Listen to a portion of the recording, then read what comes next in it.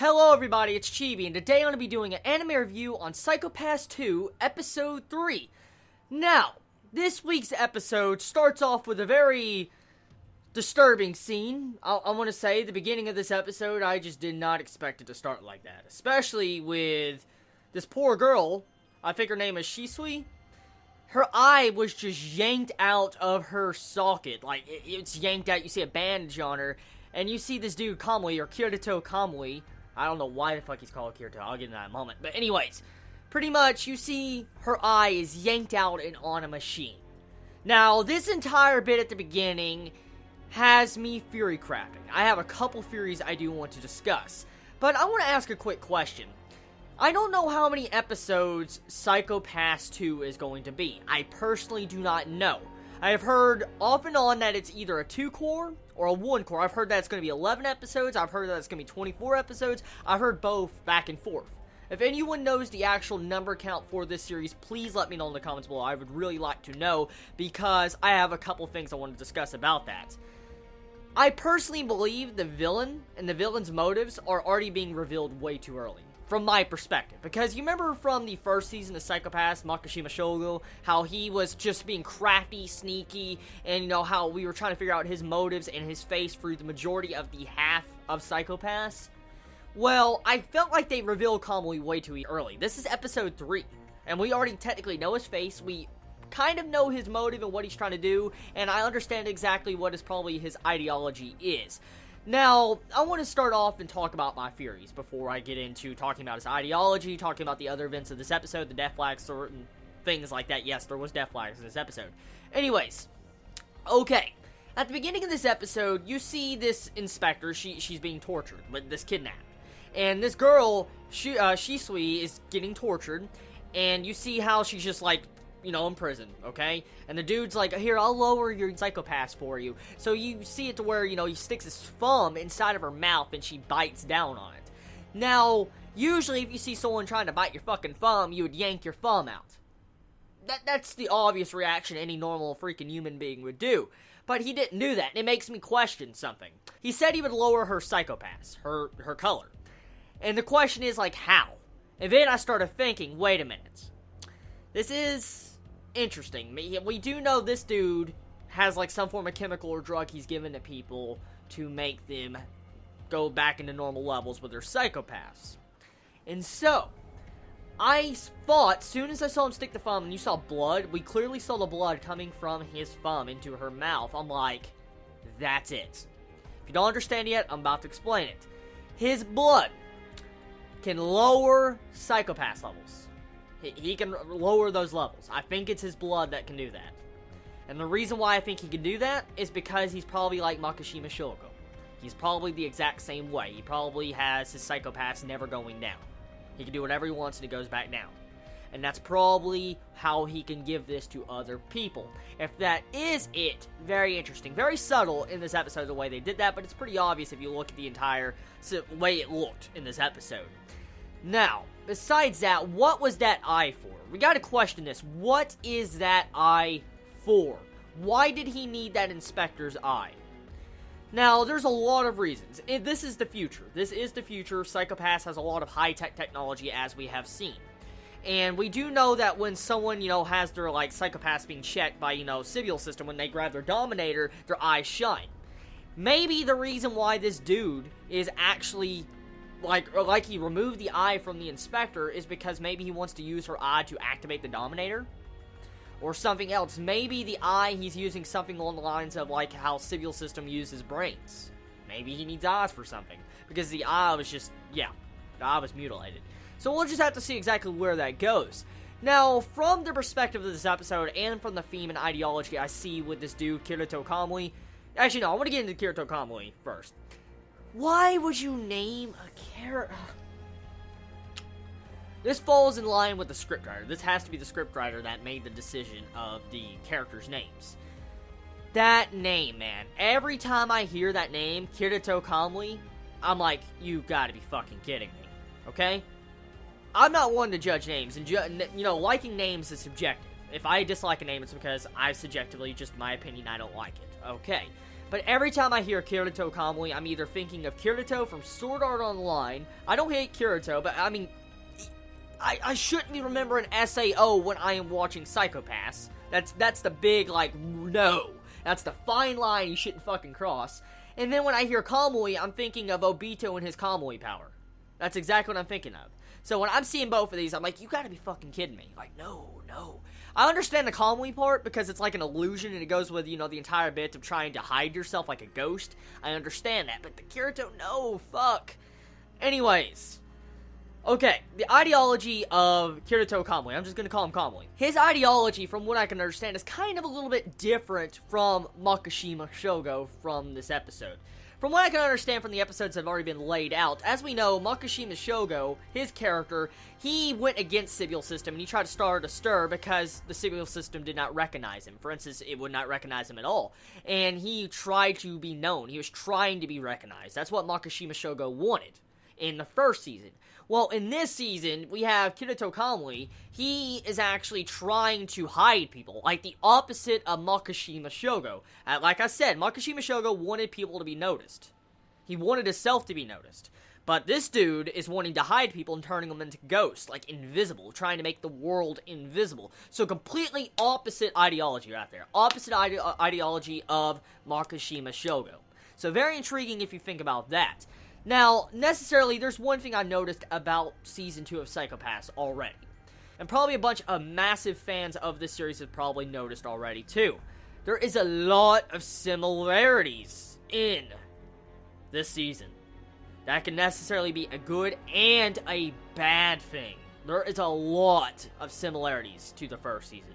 I mean, there's so many similarities, it's fucking scary. It's literally scary. I understand nostalgia and all that. But there's some things in Season 2 I'm starting to be like, no, why? Like, why? But I'll get into that later on in this review.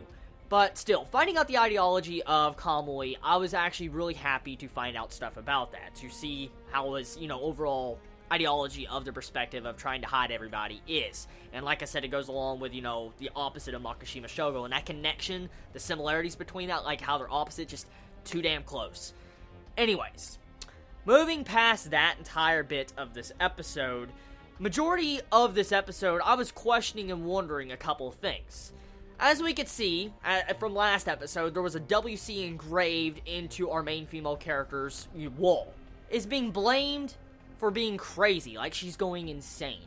Majority of everybody around her is kind of thinking she's going insane in this episode. And I instantly think, like, I understand their logic, but I start thinking about this. This is Season 2. And we do know about Makishima Shogo, the ghost. Remember they called him the ghost, the person that technically did not exist in Season 1 in Psycho Pass. We know all these inspectors, like for instance Genoza, he should know about Makishima Shogo. Why is it that it seems like everybody has forgotten the events of the ghost Makishima Shogo? Why does it seem like everybody has forgotten besides Akane? Why? Even Sibyl System in this episode specifically acted like Akane was going crazy. It's intriguing how you can keep your psychopath level at a lower level and you can be crazy at that. Very intriguing, Akane. And I'm like, the fuck, Sibyl System? You know about people like Makishima Shogo. You even had a conversation to Akane last season at the end. I'm like, do you not remember this? A Sibyl System has fucking flaws. We know there is invisible ghosts. Genoza should know this. There are certain investigators in the department that should know this that worked on the Makishima Shogo case. And so it really makes me kind of upset how it seems like the personality like Aurora I'm getting off these characters make me feel like everybody forgot about those events. And I'm like, what the fuck? Like, we know there's ghosts. Akane is not going fucking crazy. It's obvious that someone is doing this. Seriously. It's obvious. I mean, you wouldn't have all these fucking people saying, Kamui, save me, lower my psychopath. You wouldn't have all these fucking people doing that if it didn't exist. It's obvious it's someone like Makishima Shogo. But it's like they're thinking Akane's going crazy. I don't understand that. That really makes me scratch my head. I mean, what if she is going actually, let's back up. Let's say Akane is going crazy. Let's specifically say she is going crazy. I actually would be rather shocked entertained, and actually, I would be intrigued to see where her personality goes and her psychopath levels. As we know from the first season, Akane has always had a weird, psychopath. We saw her psychopath go down when she saw her friend get killed in front of her by Makishima Shogo. We saw it. So, there's been a lot of theories that, Akane could be like Makishima Shogo. Her psychopath level never goes above a certain point. It'll go back down. There's been a lot of theories about that. I've seen it, and I even think that too, myself. But if she is going crazy and she can keep a level, lower down, that'd be fucking insane, and I'd like that. But from my perspective and the information that is on the table for everybody already that should know from Season 1, my logical assumption is that no, Akane is not going crazy. She's not. I mean, if you didn't see Season 1, yeah, you'd think she's going crazy. If you didn't watch Season 1 and you didn't live through the events of Season 1, you would think that. But no, we know. So, yeah. Overall, it just needs a lot more working. I don't know if it's because of the script writer, since we do have a new script writer, could be writing stuff like this and making it like that. I don't know. But it makes me scratch my head somewhat about this episode. Now, here's a couple other similarities I do want to talk about. But now, moving on, I want to talk about that opening song. I don't know if anyone actually noticed or not, but the opening song was changed. Not the song, but the opening was changed. I want to point out what I noticed. It was very slight. Very, very slight. It was slightly edited. You had to really be paying attention, but there was definitely something changed. And after looking at it again, it was glitchier. The overall screen of the opening was glitchier. I look back at episode 2 of Akane, when you see her head bobbing back and forth, going back like a repeated motion, her face is a lot clearer. But in episode 3's, her face is a lot more foggier and glitchier looking. I'm like, are they trying to symbolize that she's going crazy? There was a theory that Chibi brought up last week. And this is not my credit whatsoever. It ain't mine. But this theory needs to be spread, because that theory I saw blew my fucking mind away. Someone said that since last episode focused on holograms, we saw how the last episode focused on holograms, how the entire build-up of holograms of, why would someone go through so much to make this, in-depth hologram, this crazy fucking elaborate hologram? Why would someone do that? And someone said, we never really got the information, but someone pointed at the opening song. And then with this opening song change in episode 3, it makes that theory that Chibi said a lot more interesting. Since the opening song shows Kogami and Togane actually fusing, we see them fuse into the freaking opening, they fuse. Someone said that Togane is a hologram. Actually, the outside body of Togane is a hologram, an elaborate hologram that is hiding Kogami. That right there blew my mind, because it is possible. The similarities in the names, if you think about it, is very similar. Togane, Kogame, they're just very similar. Very similar names if you think about it. It sounds a lot alike. And to think about it, it makes a lot of sense, especially with the opening song. This opening song looked glitchier, something with a hologram glitching. If a hologram you saw was glitching, that's what it would look like in this opening, and that goes with that theory Chibi said. So I just wanted to mention that. If anyone did not realize that, yeah. So, it's possible Togane could be Kogami. Anyways, moving on to Genoza. Genoza in this episode has a conversation with, Oyanagi, I think her name is, Oyanagi. We find out a lot about her. I'm just gonna call her Nagi. I think her last part's Nagi. I'm just gonna call her Nagi. Anyways, this girl, Nagi, she talks to Genoza in this break room, or this room that, they're drinking alcohol in. And instantly, soon as the scene opens up, you see a shirtless Genoza, and you will see his arm, or this arm. It's one of these arms, okay? One of his arms. His arm is robotic now. And I was like, whoa. His father, Genoza's father, in Psychopath Season 1, had a robotic arm. The exact same side. He had a robotic arm. I'm not joking. Go look it up. Genoza's father, that died in Season 1, had a robotic arm, the same arm that Genoza currently has. The similarities. Like I said, this goes back to the similarities of the first season. The similarities of first and second season. Just what the fuck? Like, are they trying to tell us that Genoza is going to die at the end of this season? Is that what they're trying to tell us?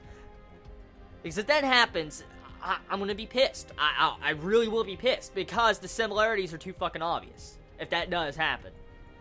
Anyways, overall, moving past that point, there was a death flag also for Nagi. Besides Genoza's death flag, Nagi had a death flag too, with her entire discussion when she shot an enforcer. The way she talked, her entire monologue, everything, that right there hints at a possible death for her. And Genoza's death flag is pretty fucking obvious if you think about it. So, yeah. Now, moving on, Saiga. Saiga, the doctor-therapist type dude in Season 1, we find out that he is in jail now. Like, he's in prison. And he actually turned himself in after helping out Kogami in the last season. Remember how he helped Kogami? I think he gave him a gun, if I remember correctly. Well, pretty much you have it to where he turned himself in after those events because he felt guilty, and now he's in prison. Now, he has a little bit of an importance in this episode. Like, he talks about devil's proof. He talks about, like, how can you prove or disapprove of this ghost of the Sibyl system. He talks about this entire information, and it was brought up, and it, like, once again, it makes me question, like, we kind of already know that there's people like Makishima Shogo, so that entire information is like, no, it's not devil's proof. You can prove it because there was someone like Makishima Shogo. It's like everybody forgot about the events that happened months back. Or a year back. I don't know how many years passed, but still, it's like everybody forgot. So, that entire dialogue, it was interesting seeing Saiga actually locked up. I wonder if Kogami's going to come back since we got to see his entire appearance. Well, this is probably going to conclude my anime review of Psycho Pass 2 Episode 3. Tell me your thoughts in the comments below. A little bit of a long one this week. I think this review is going to be a little bit long, but anyways, tell me your thoughts. Love you all so much. You have a wonderful day or night wherever you live. Please be safe. Chibi out.